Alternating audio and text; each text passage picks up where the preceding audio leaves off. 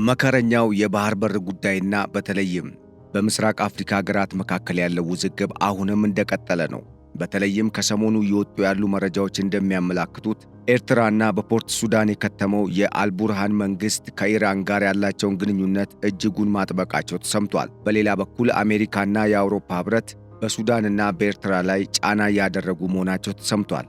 ከሰሞኑ የወጡ መረጃዎች እንደሚያመላክቱት ከኢራን የጦር መሳሪያን የጫኑ አውሮፕላኖች በምጽዋና በፖርት ሱዳን ወደቦች ስለማረፋቸው ተሰምቷል። በተለይም የሳተላይት መረጃዎች እንዳመላከቱት እነኚህ የጦር ጫኝ አውሮፕላኖች በርካታ መሳሪያዎችን ጭነው ስለመምጣታቸው አመላክተዋል። በሌላ በኩል አቶ ሬድዋንና አቶ ጌታቸው ረዳ በአፋር ክልል በኢትዮ ኤርትራ ድንበር አካባቢ መታየታቸው መነጋገሪያ ሆኗል። እንደዚሁም ፈረንሳይ ግብፅና ሱዳንን እንደዚሁም ኤርትራን ያበሳጨና ያናደደ አዲስ ብስራት አሰምታለች። እንደ አውሮፓውያን አቆጣጠር ከኖቬምበር 27 እስከ 28 በአዲስ አበባ ለሁለት ቀን 15 የአፍሪካ ሀገራት የጦር መሪዎች የሚሳተፉበት ወታደራዊ ጉባኤ በፈረንሳይ መንግስት ጠቅላይ ጦር አዛዥ አማካኝነት ሊካሄድ መሆኑ ተሰምቷል። ኢትዮጵያም ለዚህ ጉባኤ የተመረጠች ቀዳሚ ሀገር ሆናለች።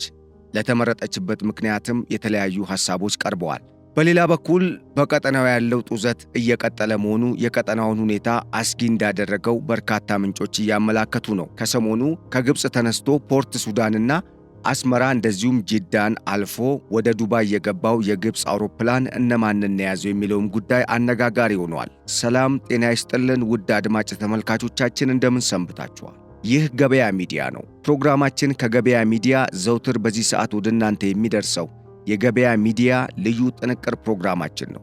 በዛሬው የገበያ ሚዲያ ልዩ ጥንቅር ፕሮግራማችን ከላይ የሰማችኋቸውን አበይት ቁም ነገሮች በዝርዝር የምናሰማችሁ ይሆናል። አብራችሁን እንድትቆዩ በመጋበዝ በቆይታችን እንደምታተርፉ እያመንን ለቻናሉ አዲስ የሆናችሁ ቻናሉን ሰብስክራይብ፣ ፕሮግራማችንን ደግሞ ላይክ እና ሼር እንድታደርጉ በመጋበዝ አዲስ ሐሳብ፣ አስተያየት ወይም በስራችን ላይ የምታቀርቡት ቅሬታም ሆነ ኮሜንት ካላችሁ በሐሳብ መስጫ ሳጥን ውስጥ እንድታጋሩን በመጋበዝ አብራችሁን መስራት ለምትፈልጉ ደግሞ እንደዚሁም ምርትና አገልግሎታችሁን ማስተዋወቅ ለምትሹ በዩቲዩብ ቻናላችን ላይ በመግባት በስልክ ቁጥራችንና በኢሜል አድራሻችን ኮንታክት ልታደርጉን እንደምትችሉ በመጋበዝ በቀጥታ ወደ ዕለቱ የገበያ ሚዲያ ልዩ ጥንቅር ፕሮግራም አመራን።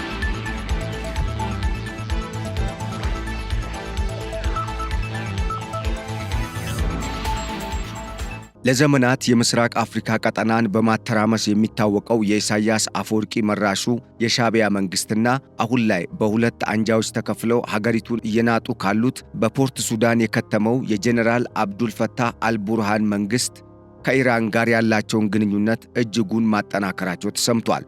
በዚህም የምስራቅ አፍሪካ ቀጠና ከፍተኛ የጸጥታ ስጋት እንደተጋረጠበት በርካታ ምንጮች እያመላከቱ ነው።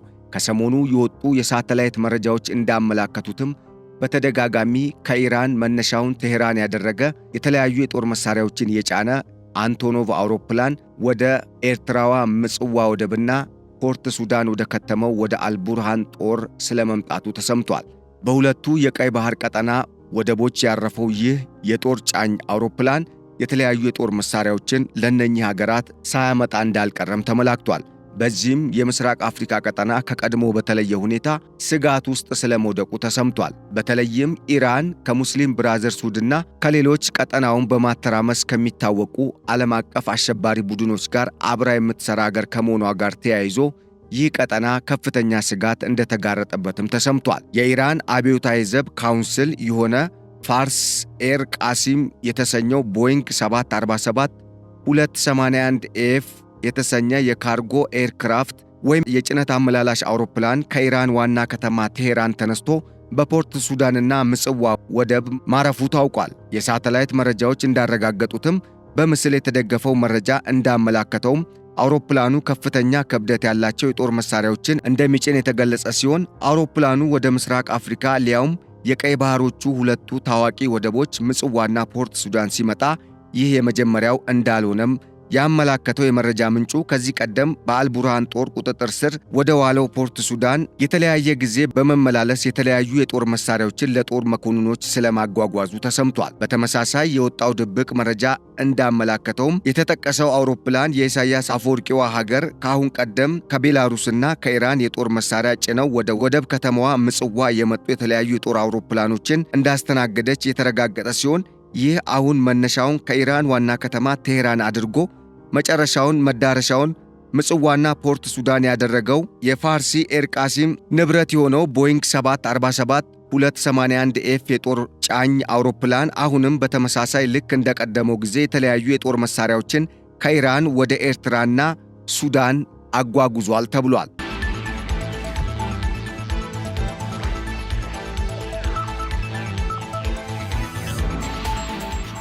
በሌላ በኩል ባለቤትነቱ የግብፅ የስካይ ቪዥን የሆነ ስካይ ቪዥን ኤርላይንስ ኤርባዝ A320-232 የጦር መሳሪያ ጫኝ አውሮፕላን ከግብፅ ካይሮ ተነስቶ የሱዳን ፖርት ሱዳን አርፎ ከዛም በመቀጠል በሳውዲ አረቢያ ጅዳ በሚገኘው ኤርፖርት ካረፈ በኋላ ከሰዓታት የጅዳ ቆይታ በኋላ የመጨረሻውን መዳረሻ ወዳደረገባት ዱባይ ስለማቅናቱ ተረጋግጧል። በዚህም የተለያዩ ምንጮች እንደሚያመላክቱት አሁን ላይ ከሱዳን ተነስቶ የተለያዩ ማረፊያዎችን በማቋረጥ ዱባይ የደረሰው ይህ አውሮፕላን እነማንን ጭኖ ነው የሚለው ጉዳይ አጠያቂ እንደሆነ የተነገረ ሲሆን በተለይም በሊቢያና በግብፅ ያሉ የተለያዩ ከተባበሩት አረብ ኤምሬትስ ጋር የሚሰሩ አካላትን የጫነ በድብቅ የሄደ አውሮፕላን ነውም ተብሏል። በሌላ በኩል ይህንኑ የአውሮፕላን እንቅስቃሴ መሰረት በማድረግ የወጡ መረጃዎች እንዳመላከቱትም የተባበሩት አረብ ኤምሬትስ በምስራቅ አፍሪካና በተለይም በሰሜን አፍሪካ ከሊቢያ ተዋጊ አንጃዎች አንደኛውን የምትደግፍ ከመሆኗ ጋር ተያይዞ ከቻድ፣ ከሊቢያ፣ ከሱዳንና እንደዚሁም ግብፅ ውስጥ የአልሲሲ መንግስት ተቃዋሚ የሆኑ ኃይሎችን የያዘ አውሮፕላንን ከተለያዩ አካላት ጋር ለማገናኘት አሳፍራ ወደ አገሯ ስለማምጣቷም አመላክተዋል። ይሁንና ግን እስካሁን በጉዳዩ ላይ ይፋ የሆነ መረጃ አለመሰራጨቱ ነው የተሰማው። በሌላ በኩል ጉዳዩን በሚመለከት እስካሁን ምንም አይነት ሐሳብ ያልሰጠው የተባበሩት አረብ ኤምሬትስ መንግስት በጉዳዩ ላይ በቀጣይ አዲስ መረጃ ይወጣል ተብሎ እንደሚጠበቅ ተሰምቷል።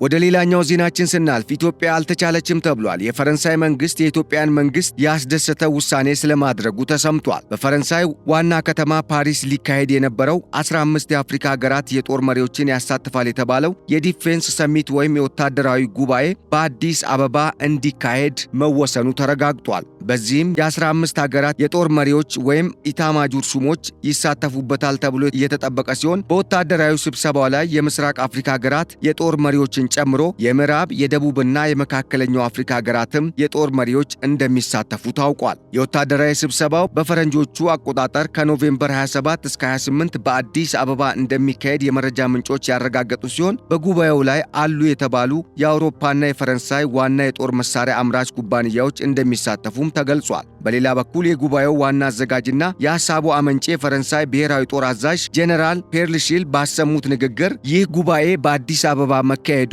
በቀጠናው ያለንን ትኩረትና ለአፍሪካ የምንሰጠውን ግምት የሚያሳይ ነው ያሉ ሲሆን በተለይም ጉባኤው በአዲስ አበባ መካሄዱ ለኢትዮጵያ ትልቅ ድል ነውም ተብሏል። በዚህ ታላቅ ጉባኤ ላይ ከሚሳተፉት 15ቱ የአፍሪካ ሀገራት የጦር መሪዎች ወይም ኢታማጆር ሹሞች መካከልም የአይቬሪ ኮስት ጦር አዛዥ ጄኔራል ሸሪፍ ኡስማኒ፣ የናይጄሪያው የጦር አዛዥ ኤሉፌሚ ኦሊዬዴ፣ የሴኔጋሉ ጦር አዛዥ ሲሞን ኖዶር፣ የቤኒን ጠቅላይ ኢታማጆር ሹም ጄኔራል አቦኡ ኢሳ፣ የካሜሮን ጦር የበላይ ጠባቂ ጄኔራል ሳሊ ሙሐመዱ፣ የዩጋንዳው ጦር ዋና አዛዥ ጄኔራል ካያንጃ ሙሃንጋ፣ የኬንያው ብሔራዊ ጦር አዛዥ ጄኔራል ዴቪድ ኬተር እና የጉባኤው አስተናጋጅ ሀገር የኢትዮጵያ ሀገር መከላከያ ሰራዊት ጠቅላይ ኤታማዦር ሹም ፊልድ ማርሻል ብርሃኑ ጁላ ይገኙበታል ተብሎም ይጠበቃል ተብሏል። ይህ ጉባኤ በአዲስ አበባ መካሄዱ ለኢትዮጵያ ትልቅ ድል ነው የተባለ ሲሆን በተለይም ኢትዮጵያ በቀጠናው ከከበቧት ጠላት ሀገራት አንጻር ይህን ጉባኤ በዋና ከተማዋ አዲስ አበባ ማካሄዷ ለኢትዮጵያ ከፍተኛ የዲፕሎማሲ ስኬትና በቀጠናው ያላትን የበላይነት ለማስጠበቅ ብሎም በዓለም አቀፍ ደረጃ ያላትን ተሰሚነት በእርግጥ የሚያሳይ ነውም ተብሏል። በተለይም ኢትዮጵያና ፈረንሳይ ካላቸው ጥብቅ ግንኙነት አንጻር ይህ ጉባኤ በአዲስ አበባ መካሄዱ ከግንኙነቱም ባሻገር ሌላ ትርጉም እንዳለው የተነገረ ሲሆን ከሰሞኑ የባህር በር ይገባኛል ጥያቄን መሰረት በማድረግ ከኢትዮጵያ ጋር ውዝግብ ውስጥ የገባችው ኤርትራ በሱዳንና በግብፅ እየተደረገላት ያለውን ድጋፍ ተከትሎ የፈረንሳይ መንግስት በእነኛ ሀገራት ከሚደረገው ድጋፍ የበለጠ ለኢትዮጵያ የተሻለ ድጋፍን እንደምታደርግም ለማሳየት የታሰበ ነውም ተብሏል።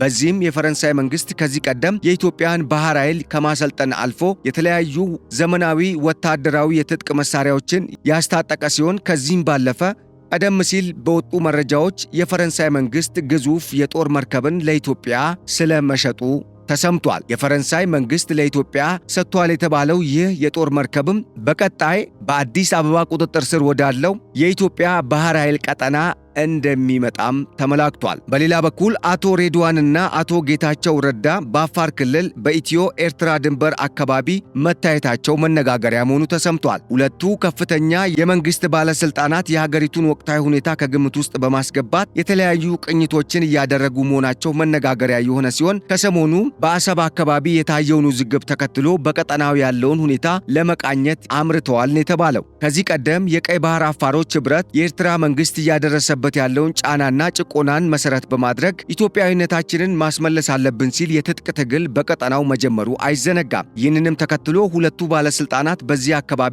ያደረጉት ጉብኝት ከሌሎች በአካባቢው ከሸመቁ ታጣቂዎች ጋር ያለውን ግንኙነት ምን እንደሚመስል ለማየት ነው የተባለ ሲሆን በተለይም በትግራይ በኩል ያለውን ሁኔታ ለመቃኘትም የሚያስችል ጉብኝት ስለማድረጋቸውም ተሰምቷል። በአፋር ክልል ከትሞ የሚገኘው የትግራይ ሰላም ኃይል አሁን ላይ የተለያዩ እንቅስቃሴዎችን እያደረገ ከመሆኑ ጋር ተያይዞ ሁለቱ በአፋር ክልል የከተሙ ታጣቂ ኃይሎች ጥምረት የሚፈጥሩበት ሁኔታም በቀጣይ ሊኖር እንደሚችል ከዚሁ ጉብኝት በኋላ የወጡ መረጃዎች አመላክተዋል። ሁለቱ ከፍተኛ የመንግስት ባለስልጣናት ኢትዮጵያና ኤርትራ አሁን ላይ የባህር በር ይገባኛል በሚል የገቡበትን ውዝግብ በሚመለከት ከተጀመረው ውዝግብ በኋላ በዚህ ቀጠና ጉብኝት ያደረጉ የመጀመሪያዎቹ ከፍተኛ የመንግስት ባለስልጣናት ናቸውም ተብሏል። በዚህም ጉብኝት የተለያዩ መልእክቶች የተላለፉ ሲሆን በተለይም ኢትዮጵያ ለባህር በር የሰጠችውን ትኩረት ከማመላከትም በላይ በቀጠናው ያለውን የኃይል አሰላለፍና ወታደራዊ እንቅስቃሴም በጉልህ የሚያሳይ ነውም ተብሏል። ውድ አድማጭ ተመልካቾቻችን ለዕለቱ ያዘጋጅንላችሁ የገበያ ሚዲያ ልዩ ጥንቅር ፕሮግራማችን የሰማችሁትን ይመስል ነበር። ስለተከታተላችሁንና አብራችሁን ስለቆያችሁ በማመስገን በቀጣይ በሌሎች